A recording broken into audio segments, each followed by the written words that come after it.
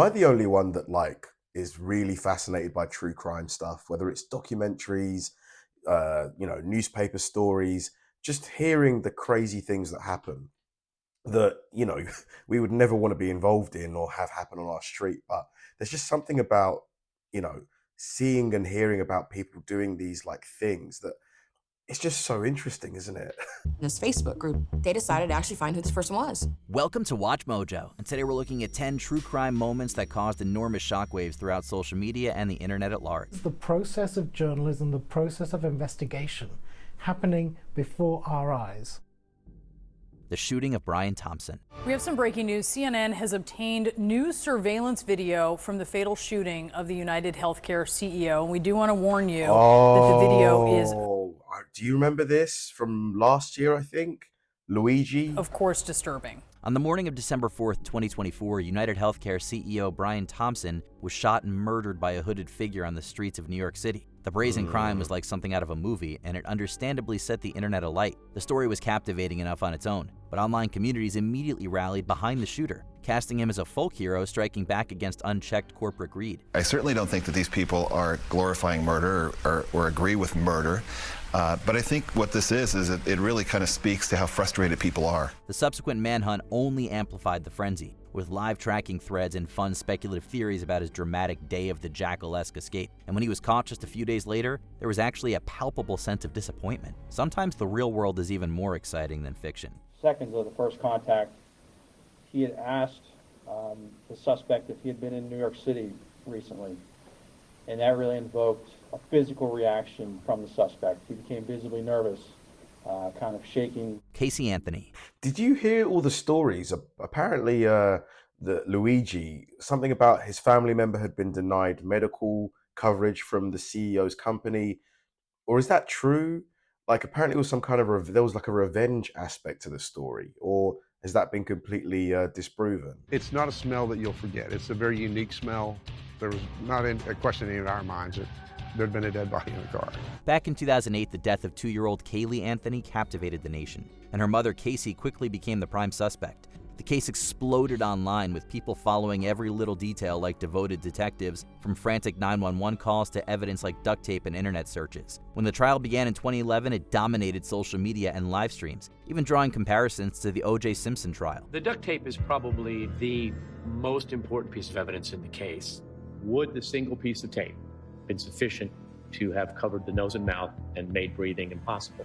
Yes. The public was absolutely convinced of Casey's guilt, and outrage built daily as shocking testimony unfolded. But when the jury acquitted her of murder, the internet erupted with fury. Memes, hashtags, and angry posts flooded forums and Facebook pages, branding her the most hated mom in America. Even now, years later, the reputation remains. More than 16 years after she was accused of murdering her own daughter. This is my first of probably many recordings. Casey Anthony is reintroducing herself to the public on TikTok. A Zodiac ciphers. I mean, do you think she did it? I genuinely, the story didn't make it over here to the UK, or at least it didn't make it over to the stuff I read. Do you think she did it? Finally solved. Ciphers broken into 3 sections, each with 8 lines and 17 symbols. No breaks between the symbols denoting different words, no numbers or clues to substitution keys. And you got symbols from at least 7 different sources. Greek, Morse code, maybe semaphore, weather symbols, astrological signs. During his infamous crime spree of the late 1960s, the Zodiac Killer sent a number of ciphers to the press, begging people to partake in his twisted game. And that's just what they did. One of the ciphers was quickly cracked by a couple in California, but the others remained elusive for more than 50 years. You were right, by the way. You didn't give his name. Who cracked it? A history teacher and his wife, Salinas. Fast forward to 2020, when a small team of amateurs finally cracked the cipher known as Z340. As this was the first major break in the Zodiac case in about a half a century, it understandably set the internet on fire, reigniting interest in the case and giving hope that maybe one day he will be identified, or at least that his other ciphers will also be solved. The chances of solving this after 50 years was next to zero. And so being able to play a role in this is fantastic. The murder. Why did he do that? Why did he give out these ciphers? It's almost like you're trying to get yourself caught. Or maybe he was just bored. Bianca Devins. In the aftermath of Bianca's murder, her social media accounts became a spectacle. And to this day, people are still on her accounts leaving comments. On July 14, Really? 2019, 17-year-old Bianca Devins was murdered, and her case quickly exposed the flaws in social media. The Utica teen was brutally killed by a man named Brandon Clark, but the horror deepened when graphic photos of her body were posted to platforms like Instagram and Discord. These grotesque images spread rapidly, shared and reshared many times before they could be taken down. Bianca's murder has sparked change to social media account user safety after pictures of her body were posted to various online accounts after her death. The response of social media companies was heavily criticized. While some acted quickly, others were accused of being slow or indifferent in removing the content. For many, this tragedy highlighted how poorly platforms were equipped to handle violent imagery. And it sparked ongoing debate about content moderation, user safety, and the responsibility of tech companies in preventing such exploitation. The Cicero man who admitted killing 17-year-old Bianca Devins and posting photos of her body on social media back in the summer of 2019 is now going to spend at least the next 25 years in prison. The disappearance of Madeleine McCann. The world hasn't stopped looking. Man, to be fair, social media, compared to what it was back in the day, the stuff you could see is a lot better now. Like, I remember around 2015, the stuff you could find on Facebook. Like, do you remember websites like LiveLeak and stuff like that? Looking for Madeleine McCann. Oh, yeah. The sweet 3-year-old snatched from a Portuguese seaside resort in Praia de Luz in 2007. The Daily Telegraph has called this the most heavily reported missing person case in modern history. And that's no hyperbole. The 3-year-old disappeared from her family's resort room on the night of May 3, 2007, while her parents dined at a nearby restaurant. Forums and early social networks exploded with speculation about what happened, but more importantly, relentless scrutiny of her parents, Kate and Jerry. Yeah, I honestly, I think it was the parents, personally. Please do not hurt her. Please don't scare her.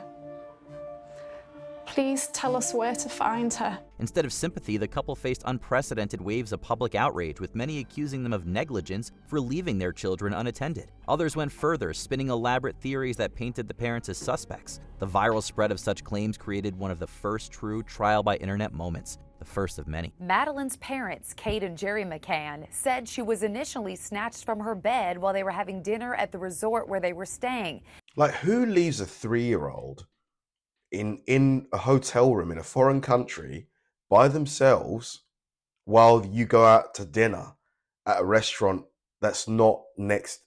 It's mad. Like, who does that? At first, suspicion fell on the mom and dad, but they were later cleared. The Golden State Killer is finally caught. They have been searching for more than 4 decades, and tonight the major clue that unlocked this just days ago. They say this is their man, Joseph DeAngelo, now 72, arrested outside his home. They surprised him. He spent years as a California police officer. He'd been married. After Wow, he was a police officer. decades of frustrating silence, one of America's most infamous serial killers was finally caught in 2018. Joseph James DeAngelo, a former police officer, was identified through genetic genealogy when investigators uploaded DNA from his crime scenes to a public genealogy website, effectively linking him to distant relatives. Detectives working the case for decades, but DeAngelo not a suspect until days ago when they got a break. They say cutting-edge DNA testing allowed them to make a match. This groundbreaking technique finally unmasked the man behind at least 13 murders, dozens of sexual assaults, and over 120 burglaries throughout the 1970s and 1980s. The revelation spread like fire throughout the internet, with true crime enthusiasts left utterly flabbergasted that such an old cold case had finally been solved. For many, the arrest symbolized hope that even the most elusive criminals could no longer hide in the modern age of technology. As I sat back, just almost feeling defeated about all these years, haven't found this guy, how am I going to get this case to progress? And that's when I learned about this technique using genealogy and DNA. Wow. The Luka Magnotta. Mad. If he didn't make that connection, probably wouldn't have caught the guy. It's insane how that little thing, that decision he made, solved the case pretty much. Out of videos. That was a message he was sending. I'm throwing down a gauntlet. I dare you, I challenge you to try and find out who I am. I was like, oh, okay, this person wants to play a game of cat and mouse, and I'm up for that. In the early 2010s, Canadian man Luka Magnotta horrified the internet by releasing graphic videos of animal cruelty. And then in May 2012, he uploaded the infamous One Lunatic, One Ice Pick, which showed him murdering university student Jun Lin. These disturbing clips disgusted even the most hardened LiveLeak user, sparking international outrage. So we start doing what we normally do. We start analyzing this murder video, and we're trying to look for information that we could say that, yes, this is Luka. Viewers were not only shocked by the brutality, but enraged by the apparent pleasure that Magnotta took in documenting his acts. They even galvanized a dedicated group of online sleuths who meticulously analyzed every frame of the sick videos for clues in hopes of identifying the perp. The case marked one of the earliest, and to date, one of the most famous examples of collective internet justice. So the only contact that we had was with our detective at the Toronto Police Department. So we contacted him. We've just come across this new video. It shows a dead body. We are pretty sure it's Luka in the video who's committed the crime. I need you to look at this. The misidentification of the bot. Wow. I mean, it's awesome when people come together like that. You know, when we all focus on the same goal, we can achieve so much. Boston Marathon bomber. With social media, we can have the illusion of instantly finding a solution, instantly going after that perpetrator.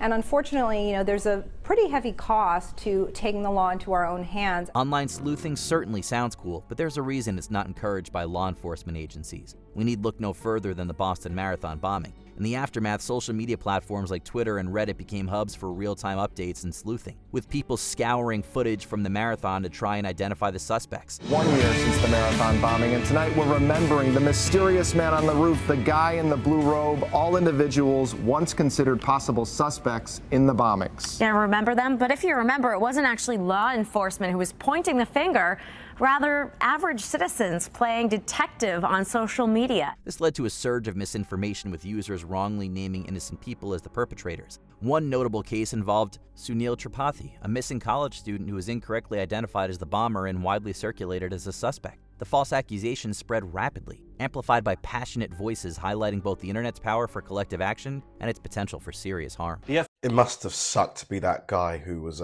falsely identified. You know, his life probably got ruined, you know, might have lost his job and all that. FBI issued these photos of the actual suspects. Now, here's what happened next. Within minutes, users on Reddit all got together and decided that the best thing to do was to step back and let the professionals do their jobs. They began comparing the FBI photo of one of the suspects to Sunil Tripathi. By 10 p.m., it had become a leading theory on Reddit that Tripathi was suspect number 2. The Slender Man stabbing. I want to do this. Why did you do it then? I was afraid of what would happen if I didn't. The line between reality and internet fun was unsettlingly crossed on May 31st, 2014, when Anissa Weier and Morgan Geyser stabbed their classmate, Peyton Lautner, to appease the Slender Man. The monster originated on the Something Awful forums and quickly found immense fame through creepypastas, fan art, YouTube shows, and video games. He constantly wears a suit. He doesn't have a face. His skin is white. And at his own will, he can exploit these tendrils from his back and strangle his victim. Because Slender Man was a creation unique to the internet, the news that 2 girls had stabbed a classmate to appease him insane was especially disturbing. For many, it was hard to grapple with the idea that something they had created, proliferated, and even had fun with suddenly had real-world repercussions. The attack dominated social media and highlighted the potential danger of online myths on susceptible young users. Anissa explained to me that to prove yourself worthy to Slender, you would have to kill somebody. Warrior then said, "We have to kill Bella." Before we continue, I mean, what the hell? Like, what? Be sure to subscribe to our channel and Slender Man isn't real. ring the bell to get notified of all of them. The arrest and death of Jeffrey Epstein. Some breaking news right now. Disgraced financier Jeffrey Epstein has taken his own life while... I don't believe for a second that he did that. He was definitely taken out. For sure. For sure. What do you think? Behind bars here in New York City. The sex offender's 2019 No arrest chance. instantly captivated global attention, but it was his sudden death in a Manhattan jail cell that truly broke the internet. His passing sparked immediate skepticism due to alleged security lapses like sleeping guards and mysteriously malfunctioning cameras. There's certainly about the way he died. It would be interesting to find out what happened there, because that was a weird situation and the cameras didn't happen to be working, etc., etc. Memes proliferated. I mean, yeah, right. So the cameras were working the whole time. And then right at the moment he did that, allegedly, they stopped working and there's no guards there to stop him.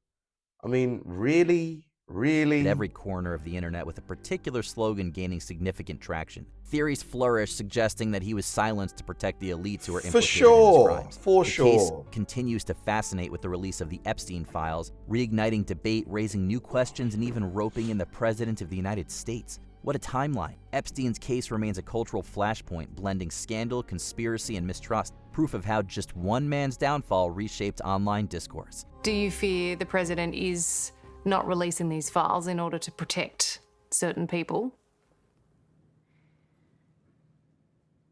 I hope not. Did you partake in the... I mean, I don't buy it for a second that he did that to himself, Epstein. Do you? Like, it just doesn't make any sense. I'm sure he would have, you know, for his own release from prison or reduction in his sentence, he would have given up names which would have been really harmful to a lot of people, a lot of powerful people. So to stop that from happening, they took him out. That's what I think happened. And have you noticed that, like, whenever we get close to releasing the Epstein files and stuff, something happens in the news to distract us? Like, it's just clear that they are desperate to not release these files in totality. Just my opinion. I could be wrong. I could be wrong. What do you think? Thanks for watching, guys. If you enjoyed the video, please like and subscribe, and I'll see you in the next one.